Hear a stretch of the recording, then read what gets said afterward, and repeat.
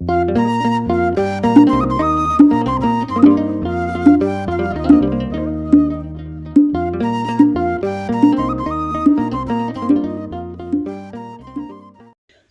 አብ ወወልድ ወመንፈስ ቅዱስ አሐዱ አምላክ አሜን።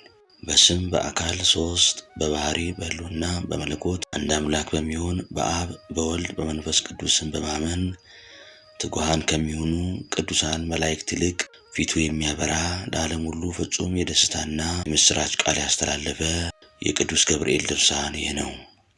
ጸሎቱና በረከቱ በሁላችን ሕዝበ ክርስቲያን ጋር ይኑር ለዘላለሙ አሜን። የድርሳን ፀሐይ ጽድቅ የተባለ የጌታን መምጣትና ሰው መሆን ለመናገር የተላከ እንዲሁም መምጣቱን በተስፋ ለሚጠባበቁና በፍጹም እምነት ለሚቀበሉ ሁሉ ያማረ የምስራች ዜና ያበሰረ የቅዱስ ገብርኤል በዓል በሚከበርበት በታኅሳስ 19 ቀን የሚነበብ የሚጸለይ ነው። በዲያብሎስ በሰይጣን የተንኮል ወጥመድ ገብተው ለተሰናከሉት ፈጥኖ ለእርዳታ የሚደርስ የእግዚአብሔርን ትእዛዝ ባለማክበር በኃጢአት ለሞቱ የይቅርታና የደህንነትን ምስራች ያበሰረ በጨለማና በሞት ጥላ ውስጥ ለሚኖሩት ሁሉ የብርሃን ፋና ያበራ ይህ ቅዱስ ገብርኤል ነው። ከቀደም ጀምሮ ቅዱሳን ነቢያት ከእግዚአብሔር ተልከው በመንፈስ ቅዱስ እንዳናገራቸው ዓለምን ስለማዳን ከጽዮን የሚወጣ ከያዕቆብ በደልን የሚያርቅ ጌታ ይወርዳል ይወለዳል በማለት በየወገናቸውና በየዘመናቸው የተናገሩትን የነቢያት ትንቢት ያስፈጸመ ይህ ቅዱስ ገብርኤል ነው። የነቢያት ትንቢት መፈጸሙን የምስራች ቃል በመናገር ለዓለም ሁሉ የደስታን ስሜት ያመነጨ ይህ ቅዱስ ገብርኤል ነው። የጨለማ አበጋዝ በሚሆን በሰይጣን በዲያብሎስ ተንኮል ከእፉኝት መርዝ የሚከፋ በሰው ልቦና ውስጥ አድሮ የነበረውን የሐዘን ስሜት ያጠፋ ይህ ቅዱስ ገብርኤል ነው። ሔዋን ከእግዚአብሔር ዘንድ አመጠሽ ተጨንቀሽ ውለጂ፣ ከወለድሽም በኋላ ፈቃድሽ ወደ ባልሽ ይመለስ፣ ለእርሱም የትእዛዙ ሁሉ ተገዢ ሁኚ የሚል ቃል ስለሰማች ደነገጠች። የሔዋን ልጅ ማርያም ግን በብርሃናዊው መልአክ በገብርኤል አስደሳች የብስራት ቃል ከእርሷ ሌላ ማንም ሊያገኘው የማይችለውን ጸጋና ክብር ልዕልናንም ስለተጎናጸፈች ያለ ዘራ ብእሲ በድንግልና ጸንሳ ያለ ሕማም ያለ ጭንቅና ያለ ችግር በድንግልና ወለደች። በአታላዩ መልአክ በሰይጣን የተንኮል ቃል የጨለማ መጋረጃ በዓለም ላይ እንደተዘረጋ ሁሉ በእውነተኛ መልአክ ቅዱስ ገብርኤል የምስራች ቃል በዓለም ሁሉ የሕይወት ብርሃን ስለበራ ጨለማው ተወገደ። በመላእክት አለቃ በቅዱስ ገብርኤል ቃል አስደሳች ዜና የተነገራት እመቤታችን ማርያም ሁልጊዜ ንጽሕትና ቅድስት ናት። ስለሆነም ነውር ነቀፋ አለባት ተብሎ ሊነገር የማይቻል ነው። ዓለም በሐዘን ማዕበል ተውጦ በነበረበት ጊዜ አስቀድማ በገብርኤል አንደበት የደስታን ቃል የሰማች የወገናችን ክብር የምትሆን እመቤታችን የተዳደፈችበት ጊዜ ፈጽሞ የለም አይኖርምም። የእግዚአብሔር የባሕሪ ልጅ ከእርሷ መወለዱንና እርሷም ወላዲት አምላክ መሆኗን ያመን እኛም የሰው ልጆች ሁሉ የማያልፍና የማይጠፋ የደስታዋ ተካፋይ ሆንን። ማርያምስ በመልአኩ በገብርኤል ቃል የደስታን አክሊል የተቀዳጀች ናት። ዳሩ ግን ዛሬ የከበረች ወይም የተመሰገነች አይደለም፣ ገና በአባቷ በአዳም አብራክ ባሕሪ ሳለች ነው እንጂ።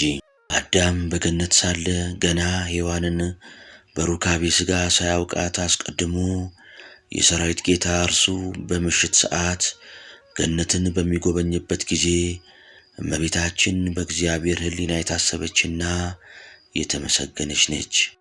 ያን ጊዜም እግዚአብሔር በኦሪት እንደተነገረው እንግዲህ አዳም ከኛ እንደ አንዱ ሆነ አለ።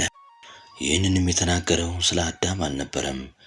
እግዚአብሔር ቃል የተዋህደው ከመለኮቱ ጋር አንድ ያደረገው ንጹሕና ቅዱስ ስለሚሆን ስለ እመቤታችን ሥጋ ነው እንጂ የሚሆነውን ሁሉ ከመሆኑ አስቀድሞ ያውቃልና። ስለዚህም ንጽሕት ቅድስት የምትሆን የአዳም ልጅ የማርያምን ንጹሕ ሥጋዋን የሚለብስ ከሦስቱ አካላት አንዱ አካል ስለሆነ እንግዲህ አዳም ከኛ እንደ አንዱ ሆነ አለ። አዳም ግን ከሦስቱ አካላት እንደ አንዱ አልሆነም። የእግዚአብሔርን ትእዛዝ በመተላለፍ እንዳይበላ ከተነገረው ዕፅ ከበላ በኋላ እርሱና ሚስቱ ለብሰውት የነበረውን ብርሃን ስለተገፈፉ የበለሲቱን ቅጠል አገጣጥመው መልበስ ግድ ሆኖባቸዋልና። አስቀድሞ በቅድስት ኦሪት እንደተነገረ በምሽት ሰዓት እግዚአብሔር በገነት መካከል ሲዘዋወር አዳምና ሔዋን ድምፁን በሰሙ ጊዜ በገነት እጽዋቶች መካከል ተሸሸጉ። ከዚያን ጊዜ ጀምሮ ጭንቅና ሐዘን፣ ጥፋትና ሞት በዓለም ላይ ጽዋት መከራ ሁሉ በአዳም ላይ ወደቀ።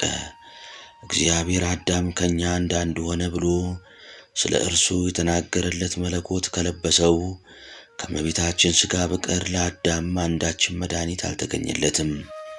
ያን ጊዜ በጋብቻ ሥርዓት ከአዳምና ከሔዋን አንዱ ስንኳ በሥጋ ሳይወለድ አዳም በገነት ሳለ የማርያም እመቤትነቷና ክብሯ፣ ቅድስናዋና ንጽሕናዋ ታወቀ።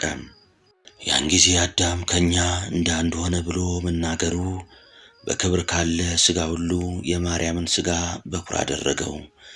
በሥጋ ለመወለድ በኩር የሆነ አይደለም፣ ነገር ግን የእግዚአብሔር ልጅ ስለለበሰው ንጹሕ ስለሆነ ስለ ማርያም ሥጋ አዳም ከኛ እንዳንድ ሆነ ብሎ እግዚአብሔር እንደተናገረ አወቅ ተረዳን።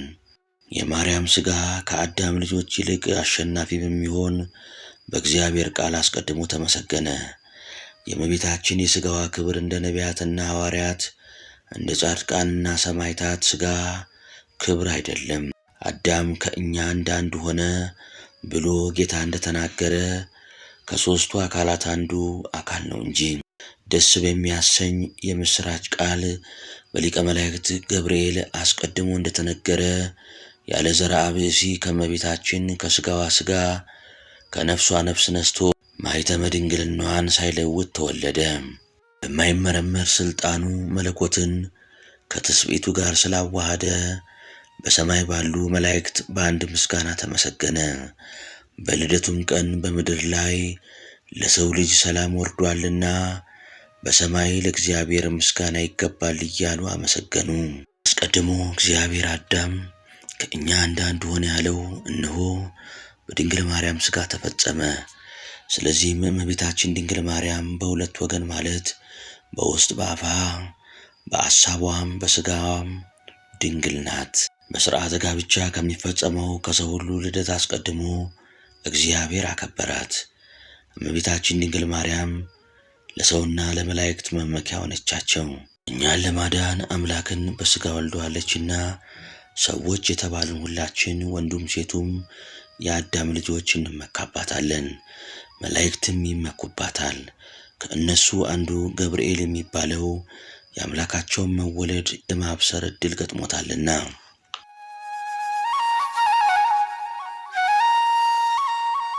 የመወለዱ ነገር ለእመቤታችን እንደነገራት ሆነ፣ እንዳበሰራትም ተፈጸመ። የተፈጥሮ መገኛቸው እሳት የሆነ የሠራዊት አለቃ ቅዱስ ገብርኤል ግሩምና ድንቅ የሚሆን የብስራቱ ምስጢር ይህ ነው። ለዘካርያስ የዮሐንስን መወለድ የነገረው በ6ኛው ወር የእግዚአብሔር ልጅ ከእርሷ ሰው መሆኑን ይነግራት ዘንድ ከእግዚአብሔር ወደ ማርያም የተላከ ጌትነቱና ክብሩ በወንጌለ መንግሥት የተነገረለት የመላእክት አለቃ ይህ ቅዱስ ገብርኤል ነው። ወንጌላዊው ሉቃስ በወንጌለ መለኮት እንደተናገረ የመላእክት አለቃ ገብርኤል የሚባል በ6ኛው ወር ከገሊላ ክፍል ናዝሬት ወደምትባል ወደ አንዲት አገር ከዳዊት ወገን የሚሆን ስሙን ዮሴፍ ለሚሉት ሰው ለታጨች ወደ አንዲት ድንግል ማርያም ወደ ተባለች ከእግዚአብሔር ዘንድ ተላከ። መልአኩም ወደ እርሷ ገብቶ ጸጋን የተመላሽ ሆይ ደስ ይበልሽ፣ እግዚአብሔር ካንቺ ጋር ነው፣ ከሴቶች ሁሉ ይልቅ አንቺ የተባረክሽ ነሽ አላት። እርሷም ባየችው ጊዜ ከአነጋገሩ የተነሳ ደነገጠች። እንዲህ ያለ ሰላምታ ምንድነው እያለች አሰበች። መልአኩም ማርያም ሆይ አትፍሪ፣ በእግዚአብሔር ዘንድ ባለሟልነትን አግኝተሻልና፣ እነሆ ትጸንሻለሽ፣ ወንድ ልጅም ትወልጃለሽ፣ ስሙንም ኢየሱስ ትዪዋለሽ።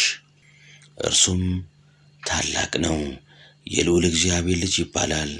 እግዚአብሔር አምላክም የአባቱን የዳዊት ዙፋን ይሰጠዋል፣ ለያዕቆብም ወገን ለዘላለሙ ይነግሣል፣ ለመንግሥቱም ፍጻሜ የለውም። እንዲህም ብሎ ተናገራት። ማርያምም መልአኩን ወንድ ሳላውቅ ይህ እንዴት ይሆናል አለችው።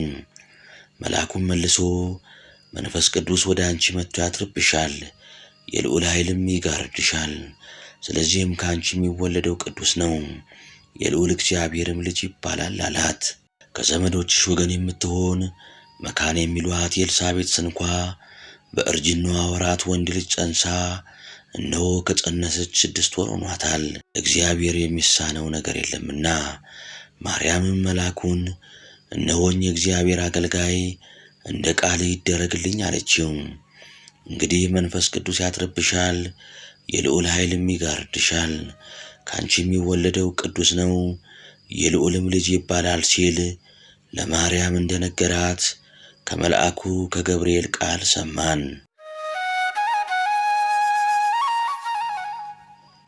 በእመቤታችን ላይ ያደረ መንፈስ ቅዱስ በነፍስና በሥጋ እንዲያነጻቸውና መንግሥተ ሰማያትም እንዲያገባቸው በነቢያትና በሐዋርያት እንዲሁም በምእመናን ላይ እንዳደሩ አይደለም። ማርያምን ግን ከእናቷ ማኅፀን ጀምሮ በማይመረመር የንጽሕና ክብር በእውነት አከበራት። የመጽነሷ ነገር ያለ ዘርአ ብእሲ በግብረ መንፈስ ቅዱስ እንደመሆኑ መጠን ወልደ እግዚአብሔር ከእርሷ ሰው በሆነ ጊዜ የዓይን ጥቅሻ ስንኳ ያህል ከእርሷ ሳይለይ መንፈስ ቅዱስ አደረባት። የእግዚአብሔር እናት እንደመሆኗ ለዘላለሙ ከእርሷ ባለመለየት የልዑል ኃይል ሲጠብቃት ይኖራል። ይህም የልዑል ኃይል ጥበቃ ከእርሷ አልተለየም፣ እርሷንም ከመጠበቅ ለዘላለሙ ከእርሷ አይርቅም። ወልድ ያለ ዘርአ ብእሲ ከእርሷ ተወልዷልና በነቢዩ ዳንኤል እንደተነገረ የሰው ልጅ ሳይነካው ከተራራ ተፈንቅሎ የወረደው ደንጊያ ምስሉን ፈጨው፣ ቀጠቀጠው። ያ ምስልም እንደ ትቢያ ሆነ። ምስሉን የቀጠቀጠው ደንጊያም ታላቅ ተራራ ሆኖ በምድር ላይ መላ። ደብር የተባለችውም ሥጋዊ ፈቃድ በሚሆን ዋዛ ነገር የሰው እጅ ሳይጨብጣት እብነ ሕይወት የተባለ ጌታ ከእርሷ የተወለደ ማርያም ናት። ወልድም ከእርሷ ከተወለደ በኋላ ጸጋው ኃይሉና ፍቅሩ ከእርሷ አልተለየም። መፈራቱና መወደዱም በላይዋ እጥፍ ሆኖ አደረ እንጂ። ስለዚህ ማርያም በሁለት ወገን ድንግል ናት። በሥጋዋ ድንግል ናት፣ በሐሳቧም ድንግል ናት።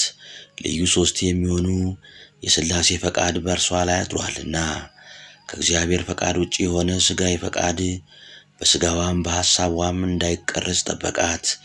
እንግዲህ በዚህ ከቅዱስ ገብርኤል ቃል የማያልፍ የደስታ የምሥራች ዜና አስቀድማ የሰማች ማርያም ይህች ናት።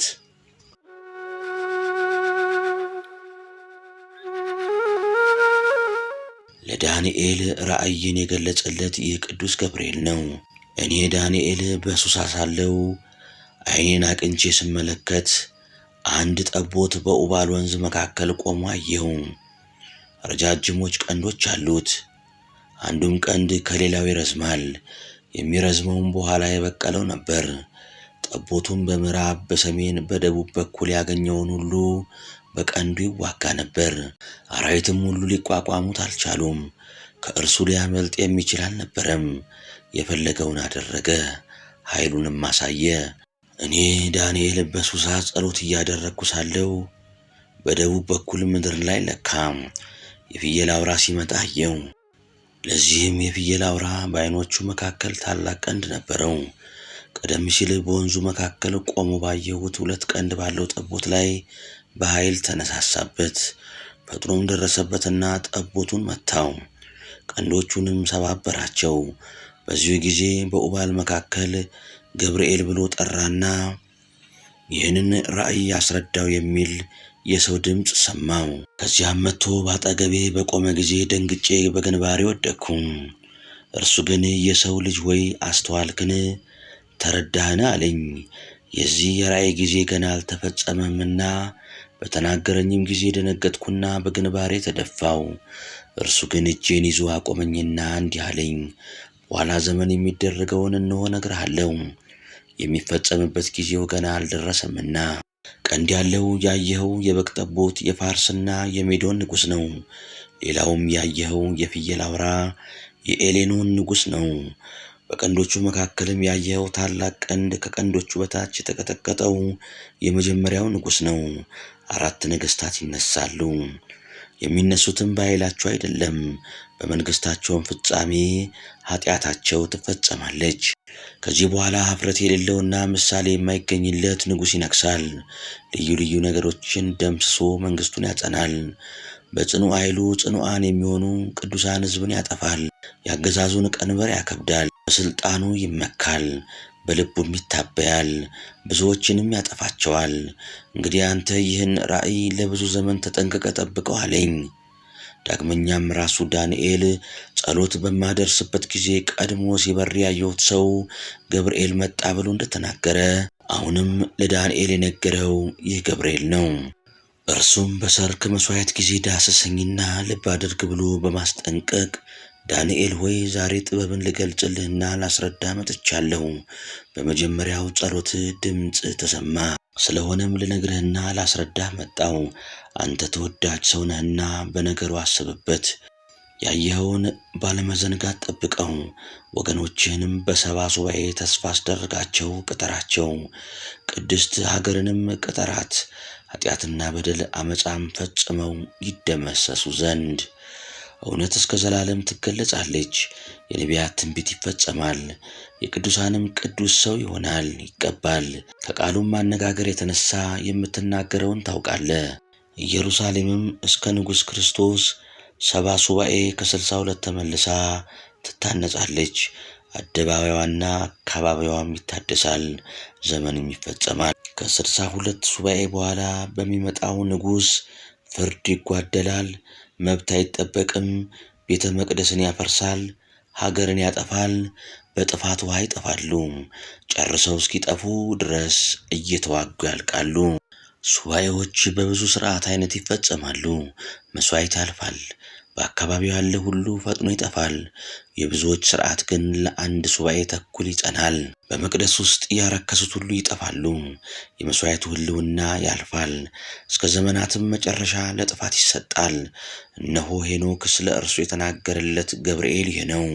እግዚአብሔር የመላእክት አለቃ ቅዱስ ገብርኤልን ወደ እነዚህ አመንዝራዎችና እንዲሁም የተናቁና የተጠሉ ወደ ዘማውያን ልጆች ሂድና እነርሱንም ለኃጢአት የሚገዙትንም ልጆቻቸውንም ከሌሎች ሰዎች ልጆች ለይተህ አጥፋቸው አለው። ዳግመኛም ሄኖክ ስለ ገብርኤልና ስለ ኪሩቤል ሲናገር ከቅዱሳን መላእክት አንዱን በገነትና በምንጮቹም አጠገብ ኪሩቤልንም አየው። ከመናፍስት ጌታ በአራቱ ማዕዘን የተመደቡና የተሰየሙ 4 ገጻት ነበሩ። እነሱም በእግዚአብሔር ፊት ሲያመሰግኑ የምስጋና ቃላቸውን ሰማሁ አለ። ሦስተኛም በመናፍስት ጌታ ስም በምድር ለሚኖሩ ሁሉ ሲጸልዩ ሲለምኑና ሲማልዱ ድምፃቸውን ሰማው። ሦስተኛውም ከሰራዊት ሁሉ በላይ የሚሆን ቅዱስ ገብርኤል ነበር። ቀድሞ በነቢዩ በዳንኤል ረቂቅ ምስጢር በተገለጠለት በሄኖክና በመለኮት ወንጌል እንደተነገረው የገብርኤል የምስጋናው ቃል ይህ ነው። ዳግመኛም ቅዱሳንን ለመርዳት እንደተላከ ከሰማዕታተ መጽሐፍ ገድል ያገኘነውን ከቅዱስ ገብርኤል ከብዙ ምስጋናው ጥቂቱን እነግራችኋለን። ሄሮድስ ዮሴፍና ኒቆዲሞስን ጽኑ ቅጣት ሊቀጣቸውና ሊገድላቸውን በመከረ ጊዜ ሊያድናቸው የተላከ ይህ ቅዱስ ገብርኤል ነው። እነሆ የእግዚአብሔር መልአክ ገብርኤል ወደ እነርሱ ወርዶ መልካም መዓዛ በተመላበት ክንፉ ሰወራቸው። ያም ቦታ በታላቅ ብርሃን ተመላ። ከተንኮለኛዋ ከሄሮድያዳ እጅ የመጥምቁ ዮሐንስን ራስ ነጥቄ ወስጄ ከዓለም የለየሁት እንዲሁም አመፀኛ ሄሮድስን ቀስፌ ተልቶ እንዲሞት ያደረግኩ እኔ ገብርኤል ነኝ ሲል ነገራቸው። ገላውዴዎስን እየተቃወሙትንና የተጣሉትን ወደ ሀገሩም እንዳይሄድ የከለከሉትን ጠላቶቹን ፈጽሞ እስኪፈጃቸውና እስኪያጠፋቸው ድረስ ለገላውዴዎስ ሰይፍ የሰጠሁት የመላእክት አለቃ እኔ ገብርኤል ነኝ። በውስጧ የግብፅ ባህር ምልክት ስዕል ያለባት ኔቅሎን ከሚባል ቦታ ከተሰራች ቤተ ክርስቲያን ከመዋሩ እንጨት ተአምራቱን ያሳየ ይህ ገብርኤል ነው። ከዚህ እንጨት በቅዳሴ ጊዜ እንደ ላብ ያለ ውሃ ይታያል። ይኸውም በዚያች ዓመት ጽጋብ የሚሆን ከሆነ ከእርሷ የውሃ ነጠብጣብ ይታያል። ረሃብ የሚሆን ከሆነ ግን የእሳት ነጸብራቅ ይታያል። አባ አካወስ ስለ ክርስቶስ ስም ስቃይና መከራ በተቀበለ ጊዜ በሰማዕትነት ያጸናውና የረዳው ይህ ገብርኤል ነው። እናንተ የቤተ ክርስቲያን ልጆች ሁላችሁንም ቅዱስ ገብርኤል በብርሃናውያን ክንፎቹ እንዲሰውራችሁ በአማላጅነቱ ከሰይጣን ወጥመድ እንድታመልጡ የመታሰቢያውን በዓል ሰምታችሁ ታከብሩት ዘንድ አስደሳች መልአክ ከሚሆን ገብርኤል ከብዙ ምስጋናዎቹ ጥቂቱን ነገርናችሁ። ልመናችሁን ከኃያላን ጌታ ዘንድ ያደርስላችሁ።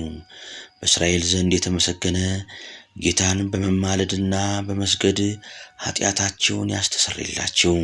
በቅዱሳኑ ላይ አድሮ የሚኖር ወደ ሕያው አምላክ በመዓልትም በሌሊትም ጸሎታችሁን ያሳርግላችሁ። የዕጣናችሁን መዓዛ በሰማይ ካሉ ካህናት ማዕጠንት ጋር ይደምርላችሁ። በዓሉን እያከበራችሁ በቀና ጎዳና ይመራችሁ ዘንድ የመላእክት አለቃ የሚሆን ቅዱስ ገብርኤል የምስጋናው መታሰቢያ የምትሆን ይህችን መጽሐፍ ላነበበ ኃጥእ በደለኛ ለመሆን ከእኔም ቸርነቱንና ይቅርታውን እንዲያርቅ መላእክትን የፈጠረ የሁሉ አባት የዓለም ጌጥ ወደሚሆን ፈጣሪ ለምኑልኝ። ወገኖች ሁሉ የዘላለም ሕይወትን ይወርሱ ዘንድ ከስህተት ጎዳና የሚጠብቁ ጽኑዓንና ኃያላን በሚሆኑ መላእክት ሥልጣን ይጠብቀን።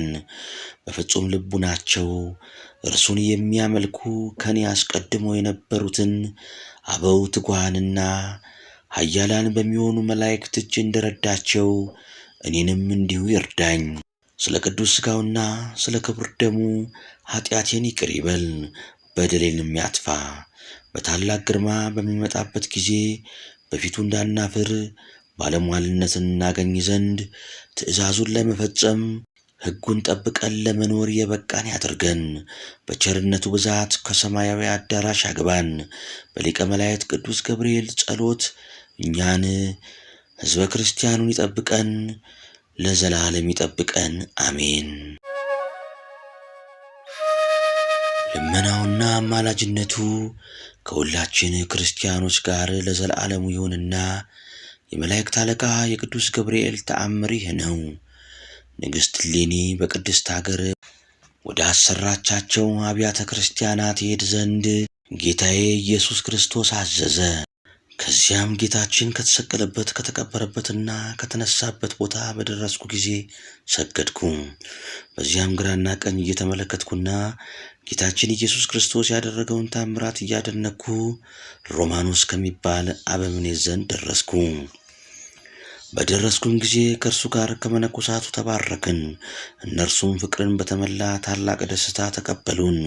ከቤተ ክርስቲያንም ገብተን ጸሎታችንን ካደረስን በኋላ ተመልክተን የምንደሰትባቸው መጻሕፍት እንዲሰጠን አበምኔቱን ጠየቅነው። እርሱም በፍጹም ፈቃደኝነት የቤተ ክርስቲያኑንና የቤተ መጻሕፍቱን መክፈቻ ሰጠኝና መጻሕፍትን ስመረምር በደብረ ዘይት የሐዋርያትን መሰብሰብ የሚመለከት እንዲህ የሚል ጽሑፍ አገኘው። ሐዋርያት በደብረ ዘይት ተሰብስበው ሳለ ጌታችን ኢየሱስ ክርስቶስ ተገለጸላቸውና ረቂቅ ምስጢርን ነገራቸው። ሚካኤልና ገብርኤልም በማይመራመር ክብር ተከትለውት ነበር። ጴጥሮስም ጌታችንን አቤቱ የሕይወት ቃል አሰማን፣ ሁሉን ነግረናልና፣ አሁንም መልካቸው ያማረ እሊህ የተከተሉ እነማን ናቸው ብሎ ጠየቀው። መድኃኒታችን እንዲህ ሲል አስረዳቸው። እናንተ ከዓለም ሁሉ የመረጥኳችሁ ወንድሞቼ እኒህ ሁለቱ ወጣቶች ማለት ይህ በቀኝ ያለው ሚካኤል ሲሆን እርሱም በፊቴ ቆሞ ለሰው ወገን ሁልጊዜ የሚለምን ነው። ይህም በግራዬ በኩል ያለው ገብርኤል ሲሆን እርሱም መሐሪ ከሚሆን ከአባቴ ዘንድ ወደ ዓለም በተላከ ጊዜ ከድንግል ማርያም መወለዴን የመልካም ምስራች በግልጽ ያበሰረ ነው። ቀድሞም ለካህኑ ለዘካርያስ በዚያ ወራት ተገልጾ ወንድ ልጅ ይወለድልሃል፣ ስሙንም ዮሐንስ ብለህ ትጠራዋለህ ባለው ጊዜ የአንደበት መዘጋትና ዝምታን ያሰፈነበት እርሱ ነው። የጌታ ወዳጅ ዮሐንስም መልሶ ጌታዬና አምላኬ ሆይ ከመላእክት ወገን የመረጥካቸውና የሾምካቸው እኒህ ብቻ ናቸውን? ሲል ጠየቀው። መድኃኒታችንም ወዳጄ ዮሐንስ ወይ 9 የመላእክት አለቆች በሰማያት በእውነተኛ ብርሃን ይቆማሉ። ሚካኤልና ገብርኤል ግን በቀኜና በግራዬ መሐሪ በሚሆን በአባቴ አዳኝ በሚሆን በመንፈስ ቅዱስም ፊት ይቆማሉ። የሚካኤል ታላቁ ክብረ በዓል በኅዳር 12 ቀን ሲሆን የገብርኤልም የበዓሉ ክብር በታኅሳስ 19 ቀን ነው። ይህንንም ከነገራቸው በኋላ በታላቅ ክብር ወደ ሰማይ አረገ። ከጥቂት ቀንም በኋላ ከእኔም ጋር ያሉት ወደ ሀገራችን ተመልሰን እግዚአብሔርን አመሰገንነው፣ ሥራችንን እንደፈለግነው ለማከናወን ችለናልና። ከዚያም ችሎታ ሳይኖረኝ ወደ ሾመኝ ኤጲስቆጶስ ወደ ሚካሎስ ሄድንና የተደረገውን ሁሉ አስቀድሜ እንደተናገርኩት ስለ ሐዋርያት ስብሰባ የሚናገረውን መጽሐፍ አንብቤ የተረዳሁትን የገብርኤልን ነገር ነገርኩት። ኤጲስቆጶሱም በነገሬ ስላላመነበት ወደ ልዑል እግዚአብሔር ለመጸለይ ወደ ጸሎት ቤቱ ገባ። በጸለየም ጊዜ የእግዚአብሔር መልአክ ተገልጾ ስለ እኔ ትላንት ቄስ አርኬላዎስ የነገረህን ለምን አላመንክም? አለው። ኤጲስቆጶስ ሚካሎስም መልሶ አቤቱ ምክርን የምትለግስ አንተ ማን ነህ? ቢለው መልአኩም እኔ የመላእክት አለቃ ገብርኤል ነኝ አለው። ቀድሞ ወደ ዘካርያስ ተልኬ የዮሐንስን መወለድ የነገርኩት እኔ ነኝ። ኋላም ወደ ማርያም ሄጄ በድንግልና ወንድ ልጅ እንደምትወልድ ስሙንም አማኑኤል ብላ እንደምትሰይመው ያበሰርኳት እኔ ነኝ። ኤጲስቆጶሱም ይህን በሰማ ጊዜ እጅግ ታወከ፣ በምድር ላይም ወደቀ። መልአኩ ግን መልሶ ስለ እርሱ የነገርኩህን እመን በማለት አጽናንቶ በታላቅ ክብር ወደ ሰማይ አረገ። በማግስቱም መልእክተኛ በመላክ አርኬላዎስ ወይ ይህን የቅዱስ ገብርኤልን ቤተ ክርስቲያን በአስቸኳይ አሰርተ አስፈጽም ብሎ አዘዘኝ። የታየውንም ሁሉ ነገረኝ። እኔም በነገሩ ተደስቼ ከእርሱ ቡራኬ ተቀብዬ ወጥቼ የዚያችን ቤተ ክርስቲያን ሥራ ጀመርን። የዚያችን ቤተ ክርስቲያን ሥራ በተጀመረ ጊዜ ሰውን የሚወድ እግዚአብሔር በቅዱስ ገብርኤል ስም ያደረገውን አስደናቂ ተአምር ልነግራችሁ አስፈላጊ ስለሆነ ስለ እርሱ በደስታ በዓል እናደርግ ዘንድ ልባችሁን ብሩህ ጆሮአችሁን ንቁ አድርጋችሁ የመላእክት አለቃ ቅዱስ ገብርኤል ለ3ኛ ጊዜ ያደረገውን ተአምር ስሙ። የቤተ ክርስቲያኑ መሠረት በሰው ቁመት ያህል ወደ መሬት ሲቆፍሩ ቀንድ ያለው እባብ ወጥቶ የሚቆፍረውን ሰው ነከሰው። መርዙም በመላ ሰውነቱ ተሰራጨና ወዲያውኑ ሞተ።